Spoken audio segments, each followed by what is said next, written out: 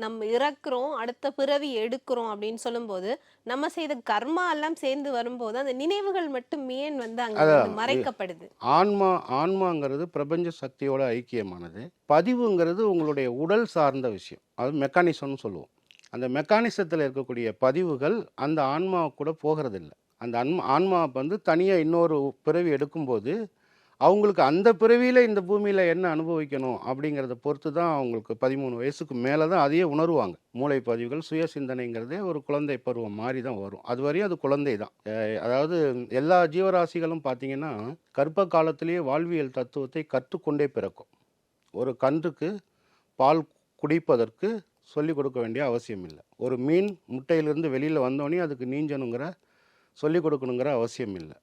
நீங்க எல்லா ஜீவராசிகளும் எடுத்தீங்கன்னா, தாவரங்கள் எடுத்தீங்கன்னா, கர்ப்ப காலத்திலேயே அதனுடைய வாழ்வியல் தத்துவத்த கத்துக்கிட்டே பிறக்கும். மனிதனை தவிர.